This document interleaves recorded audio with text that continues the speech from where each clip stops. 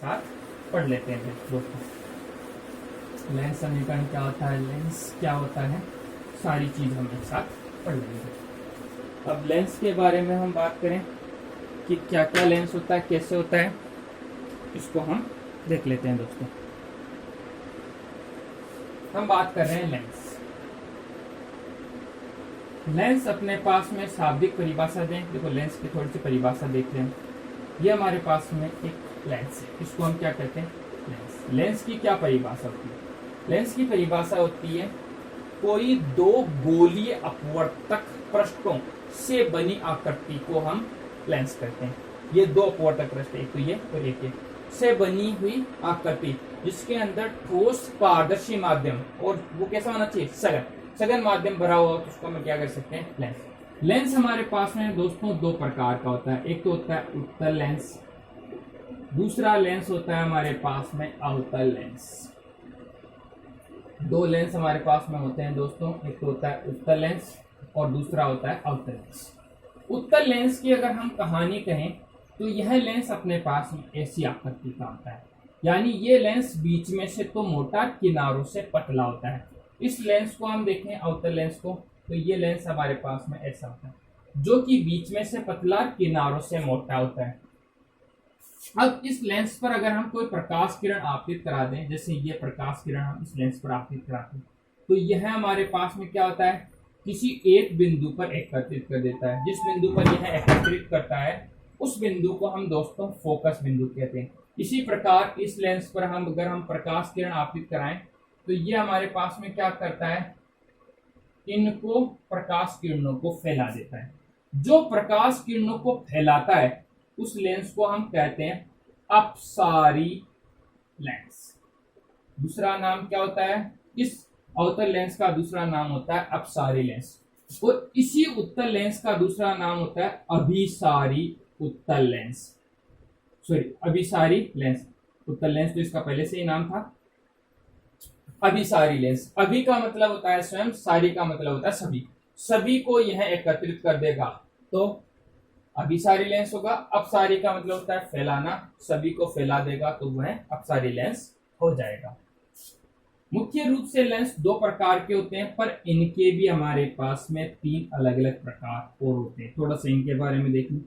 इसी उत्तल लेंस को हम दूसरा नाम देते हैं क्योंकि ये लेंस अपने पास ऐसी आकृति का होता है जिसके अंदर दोनों ही पृष्ठ ऊपर की ओर उभरे हुए होते हैं, इसलिए इसको हम कहते हैं उभयोत्तल।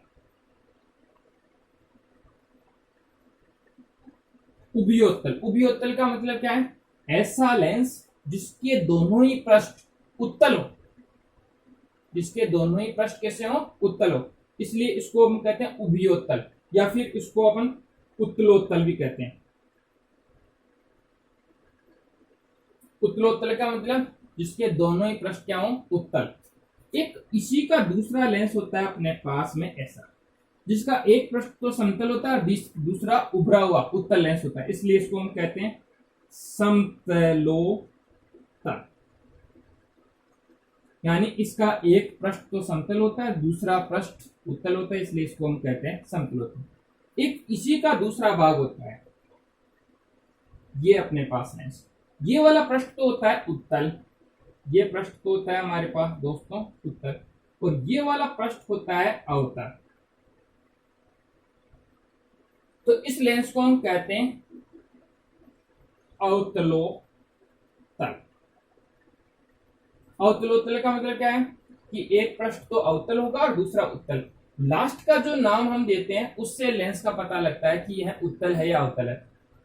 लास्ट में देखो तल लिखा हुआ है, तल का मतलब क्या सा है, उत्तल, इसलिए अपने पास में यह उत्तल। इसमें दो तय हैं, आधा तय और तय, इसलिए इसको अपन उत्तल लेंस भी कहते हैं। अब अपन बात करें अवतल लेंस के। अवतल लेंस भी अपने पास में तीन प्रकार का होता है।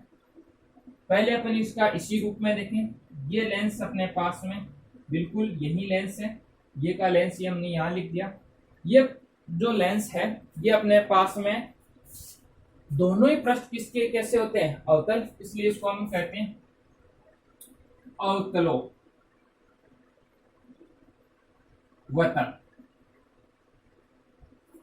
अवतलोत्तल यानी इसमें दोनों ही पृष्ठ कैसे होंगे, अवतल।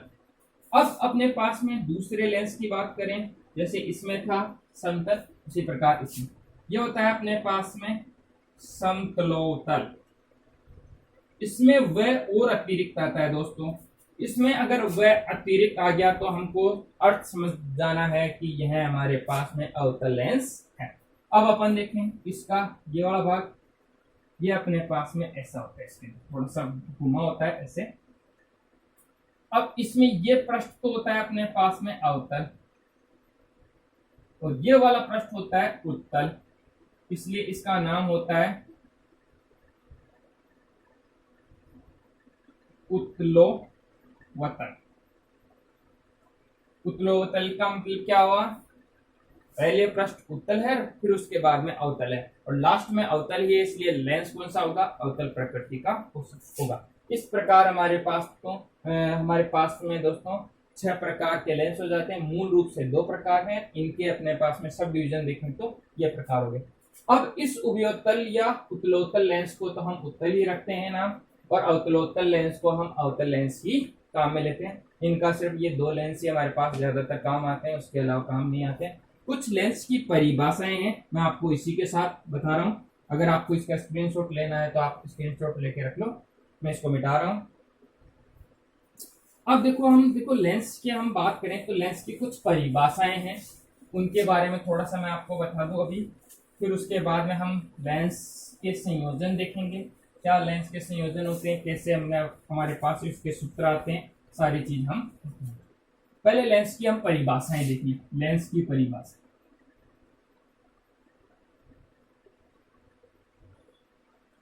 देखो दोस्तों, लेंस की परिभाषाएं हम बात करें तो लेंस की परिभाषा में कुछ विशेषताएं हैं, पहले ये देख लें। ये हमारे पास में कोई उत्तल लेंस हमने ले लिया, इस उत्तल लेंस में ये मुख्य अक्ष है, ये इसका ठीक मध्य बिंदु है, इसलिए इसको हम कहते हैं प्रकाशित केंद्र। इस लेंस पर जब हम प्रकाश किरण आपतित कराते हैं तो यह इस बिंदु पर एकत्रित होती है, उस बिंदु को हमने कह दिया फोकस बिंदु। ये तो था हमारे पास दोस्तों उत्तल लेंस। दूसरा हमारे पास में कौन सा लेंस है, अवतल लेंस। इस अवतल लेंस पर ये हमारे पास प्रकाश किरणें हमने आपतित कराई। आपतित कराने के बाद में ये प्रकाश किरणें ऐसे अपने पास में मुड़ जाती है, ऐसे इससे बाहर निकल जाती है, ये अपने पास यहाँ भी अपने पास फोकस बिंदु है। अब देखो लेंस में एक तो दाहिनी ओर फोकस बिंदु, एक बाईं ओर फोकस बिंदु है, इसलिए इसके फोकस बिंदु 2 होते हैं, इसलिए इसको अपन कहते हैं, इस वाले को कहते हैं f1, और इधर वाले लेंस के इधर वाले फोकस बिंदु को f2, इधर वाले को f1। अगर इसका हम चित्र देखें तो ऐसा भी अपने पास में इसका चित्र हो जाता है। यह अपने पास में लेंस का प्रकाशीय केंद्र, जिसको हम O कहते हैं, यह दर्पण के ध्रुव P के समान होता है, बिल्कुल P जैसा होता है वैसे के वैसे ये होता है O। इसको हम O इसलिए कहते हैं, इसका मतलब होता है ऑप्टिकल पॉइंट। ऑप्टिकल पॉइंट का मतलब क्या होता है, ऑप्टिकल पॉइंट का मतलब होता है प्रकाशीय केंद्र, यानी इस बिंदु पर अगर हम कोई प्रकाश किरण आपतित कराएंगे तो विचलित नहीं होगी, विचलित नहीं होगी, यानी अपवर्तन नहीं होगा, अपवर्तन नहीं होगा। इसमें अपवर्तन नहीं होगा, क्यों, क्योंकि इस पर जब प्रकाश किरण आपतित कराएंगे तो वो मुड़ेगी नहीं। देखो आप दोस्तों यहाँ से देखो, प्रकाश किरण मुड़ी क्या, यहाँ पे भी नहीं मुड़ी, क्यों, क्योंकि यहाँ ये लेंस का ठीक मध्य का बिंदु है। इसके ऊपर लेंस धीरे धीरे पतला होता जा रहा है, नीचे अपन देखें पतला हो रहा है, इसमें देखें लेंस धीरे धीरे ऊपर मोटा हो रहा है, इसके अंदर इधर भी मोटा हो रहा है, यानी लेंस का एक समान माध्यम यहाँ पे उपस्थित है, इसलिए प्रकाश की किरण विचलित नहीं होती है। अब अपने पास में एक क्वेश्चन ये बनता है कि लेंस पर आपतित प्रकाश किरण किधर की ओर मुड़ेगी। तो मुड़ने का कारण आपको आसान से याद रखना है कि जैसे इस लेंस पर मैंने ये प्रकाश किरण आपतित कराई, किधर की ओर मुड़ गई दोस्तों, नीचे की ओर। अगर मैंने यहाँ प्रकाश किरण नीचे की ओर आपतित कराई, मुड़ गई किधर की ओर, ऊपर की ओर। ठीक है, तो किधर मुड़ रही है, शाब्दिक अर्थ देखो कि लेंस का जिधर मोटा भाग है, जिधर मोटा भाग है उधर की ओर प्रकाश की किरण मुड़ेगी, पतले भाग की ओर नहीं मुड़ेगी। जैसे अपने पास में यहाँ देखो, यहाँ लेंस का मोटा भाग ऊपर की ओर था, इसलिए प्रकाश किरण ऊपर की ओर मुड़ रही है। ठीक है दोस्तों, आसानी से याद रह जाएगी। तो हम प्रकाशित केंद्र के फोकस बिंदु के बारे में बात कर रहे थे। तो एक तो फोकस बिंदु हो गया हमारे पास में ये वाला, इसको तो हमने दोस्तों नाम दे दिया था f2 वहां से, और एक इधर रह गया, इसको अपन ने कह दिया f2। ये जो फोकस बिंदु होता है, ये फोकस बिंदु होता है, इसमें दो फोकस बिंदु हो गए, तो दोनों का नाम होता है, एक का होता है मुख्य फोकस बिंदु, दूसरे का होता है द्वितीय फोकस बिंदु। अब मुख्य फोकस बिंदु किसे कहेंगे?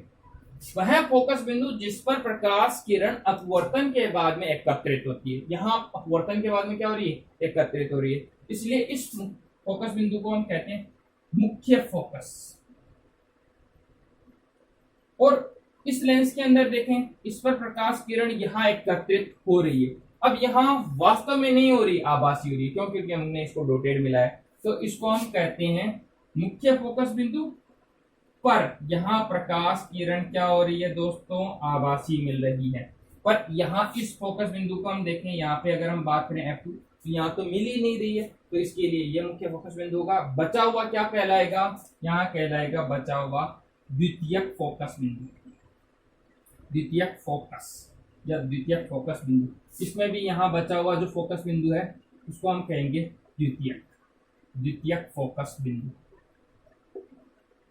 ठीक है दोस्तों, ज्यादा दिक्कत नहीं है अपने को। तो ये अपने पास में, अब अपने को लेंस के हिसाब से पता रखना है कि किसका कौन सा फोकस बिंदु। देखो, उत्तल लेंस में फोकस बिंदु F2 मुख्य फोकस बिंदु होता है, अवतल लेंस में F1 मुख्य फोकस बिंदु होता है। इसके अंदर कुछ चीजें याद रखने वाली चीजें, जैसे अपन ने आपको दर्पण परिपाटी पढ़ाई थी, दर्पण में चिन्ह परिपाटी पढ़ाई थी अपने, तो बिल्कुल लेंस में भी वैसे चिन्ह परिपाटी होगी। इसके अंदर मुख्य फोकस बिंदु तो होता है पॉजिटिव और द्वितीय फोकस बिंदु होता है नेगेटिव। क्यों दोस्तों? क्योंकि प्रकाश किरण लेंस के पीछे की ओर आ रही है, तो अपने पास में पॉजिटिव हो जाएगा, सामने की ओर नेगेटिव हो जाएगा। इसी प्रकार यहाँ ये तो हो जाएगा नेगेटिव और ये हो जाएगा दोस्तों पॉजिटिव। तो ये अपने पास में इसकी परिभाषा है। अब परिभाषाएं थोड़ी थोड़ी देखते चले अपन। पहले तो आती है अपने पास में इसका द्वारक की परिभाषा।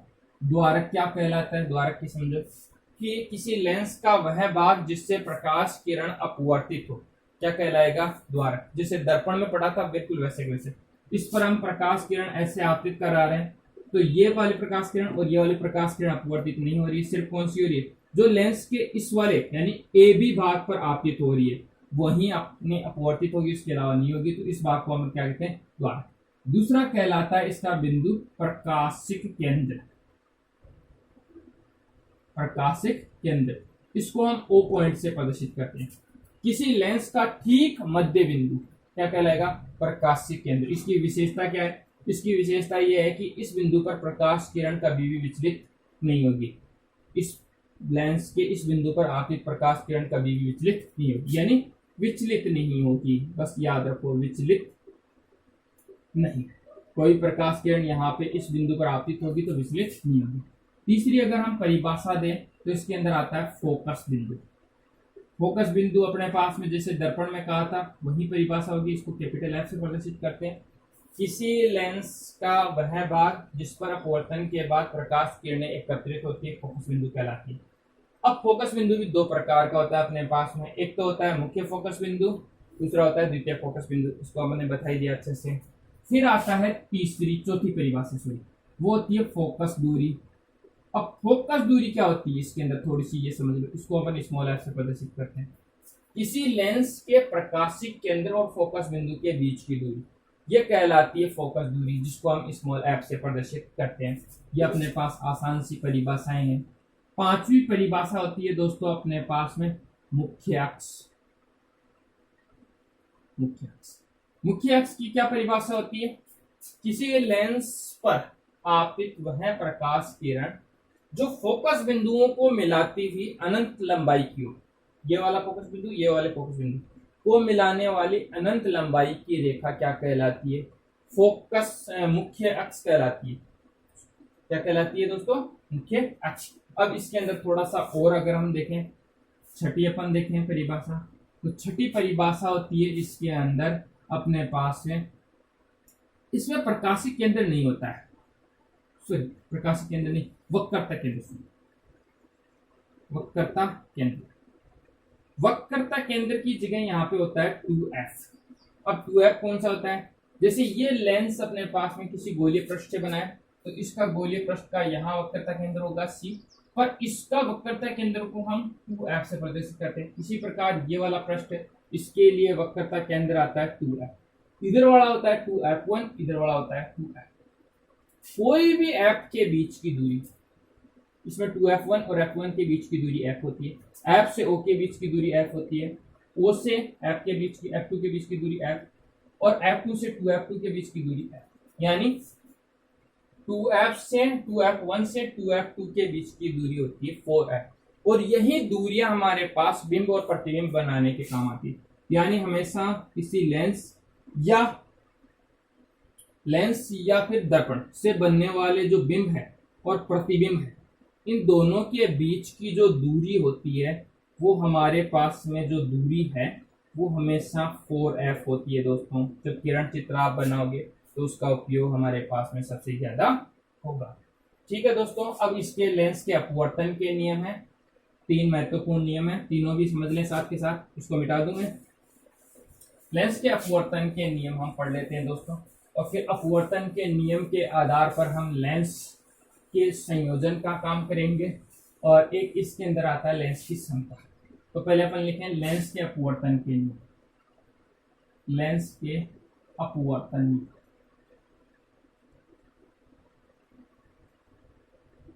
क्या होते हैं नियम? लेंस के अपवर्तन के नियम दोस्तों वही हैं जो हमने पढ़े थे दर्पण में, बिल्कुल वो के वही है, फोटोकॉपी मान लो उसके। ये अपने पास में इसका प्रकाशिक केंद्र है, यहाँ हम फोकस बिंदु ले रहे हैं f1, इधर हम दूसरा फोकस बिंदु ले रहे हैं f2। 2f की हम अभी बात नहीं कर रहे हैं। पहला नियम ये कहता है कि जब कोई प्रकाश किरण किसी लेंस पर मुख्य अक्ष के समांतर आपतित होती है तो अपवर्तन के पश्चात यह फोकस बिंदु से होकर गुजरती है। पहला नियम क्या है दोस्तों कि जब कोई प्रकाश किरण मुख्य अक्ष के समांतर लेंस पर आपतित होती है तो अपवर्तन के पश्चात फोकस बिंदु से होकर गुजरती है, जैसे अपने दर्पण में हुआ था, बिल्कुल वैसे। दूसरा इसका जो नियम है, पहला नियम कंप्लीट हो गया, दूसरा नियम बहुत आसान है। क्या है कि जब कोई प्रकाश किरण लेंस के फोकस बिंदु से लेंस पर आपतित होती है तो अपवर्तन के पश्चात यह मुख्य अक्ष के समांतर हो जाती है। चाहे इसका आप चित्र ऐसे भी बनाना चाहो तो भी आसान है। ये अपने पास में फोकस बिंदु था इसका f1, ये आ गया अपने पास f2, और ये प्रकाशिक केंद्र, यानी प्रकाश किरण ऐसे इस लेंस पर आपतित हो रही है, फोकस बिंदु से होती है तो अपवर्तन के पश्चात मुख्य अक्ष के समांतर हो जाएगी।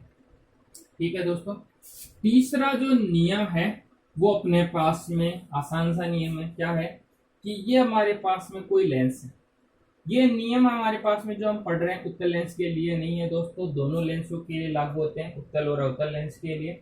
इसमें हम कह रहे हैं कि ये हमारे पास प्रकाशिक केंद्र है। अब तीसरा नियम क्या है? तीसरा नियम ये कहता है कि जब कोई प्रकाश किरण ध्रुव पर आपतित होती है, अब ध्रुव तो लेंस के लिए ध्रुव होता नहीं है, लेंस के लिए होता है प्रकाशिक केंद्र, यानी जब कोई प्रकाश किरण प्रकाशिक केंद्र पर आपतित होती है तो आपका आपतन कोण और अपवर्तन कोण बराबर होते हैं, यानी कोण I बराबर होता है कोण R। ये वाली कंडीशन अपवर्तन में, ये एक ही अपवर्तन कहते हैं अपवाद की कंडीशन है। क्यों? क्योंकि अपवर्तन में कभी भी ये कोण बराबर नहीं होते, पर यहाँ ये बराबर होते हैं। ये वाली कंडीशन आप चाहे ऐसे समझ लो, ये अपने पास कांच की सिल्ली है, इस पर कोई प्रकाश किरण अभिलंबवत आपतित होती है तो यहाँ आपका आपतन कोण और अपवर्तन कोण बराबर होते हैं, पर ये दोनों ही क्या होते हैं दोस्तों? जीरो होते हैं। क्यों? क्योंकि ये पृष्ठ क्या होता है? अभिलंब होता है, और अभिलंब से ही हम कोण नापते हैं, इसलिए यहाँ क्या होता है? ये दोनों ही जीरो होते हैं, बराबर होते हैं। लेंस में भी यही कहानी होती है, और आपको मैंने पहले ही बताया था कि जब कोई प्रकाश किरण प्रकाशिक केंद्र पर आपतित होगी तो वह विचलित नहीं होगी। तो ये अपने पास में अपवर्तन के 3 महत्वपूर्ण नियम थे दोस्तों। अपने अपवर्तन के नियम कंप्लीट है। अब आता है अपने पास लेंस की क्षमता। लेंस की क्षमता है आगे का भाग है, उसको हम आगे के वीडियो में देखेंगे। अगर आपको मेरा वीडियो अच्छा लगा है तो चैनल को लाइक, सब्सक्राइब और कमेंट करके जरूर बताइए। धन्यवाद दोस्तों।